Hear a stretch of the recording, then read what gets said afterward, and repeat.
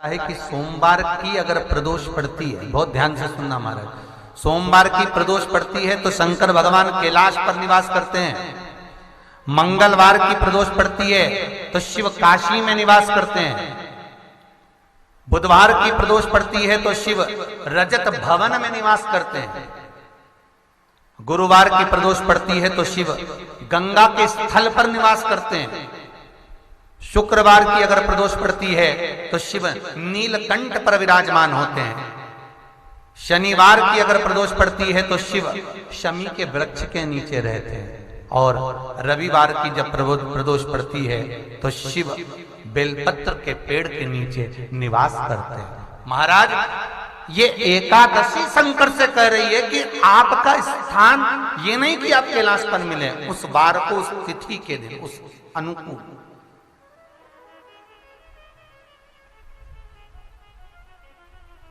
हमारे यहां कहते हैं सोमवार की जो प्रदोष पड़ती है वो इच्छा पूर्ति करती है। मंगलवार की प्रदोष रोग से मुक्ति देती है।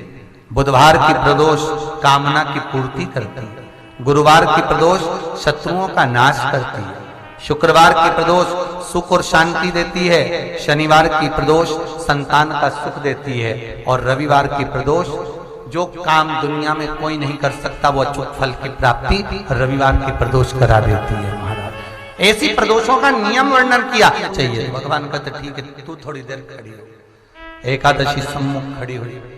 पार्वती जी ने जिस अंगुष्ठ का जल पीने के लिए लिया था हाथ में, बस पीने ही वाली थी, शंकर भगवान ने वही हाथ में जल लेकर एकादशी के हाथ में उसको देकर कहा, ले, ये मेरे द्वारा निर्मित एक व्रत है जिसे त्रयोदशी के दिन तूने मांगा है, मैं तुझे देता हूं। आज इस व्रत का फल मैं तुझे प्रदान करता हूं। अब तू जिस जीवात्मा को लेकर जाएगी उसका पाप प्रबल नहीं होगा।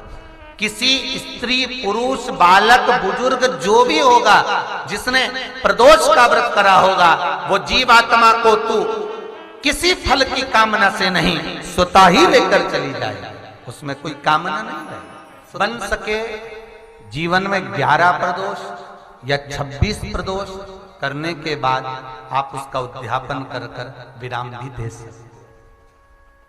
पर जीवन में एक बार प्रदोष का व्रत मौका मिले, जिस कामना से, जिस दिन का भाव आपके मन में आए कि मुझे रोग से मुक्ति पाना है तो ये प्रदोष मुझे करना है, मैं रोग मुक्ति के लिए, हम मंगल, जो भी आपके मन में आ रहा है, संतान प्राप्ति के लिए शनिचरी प्रदोष, आप उसका स्मरण करें।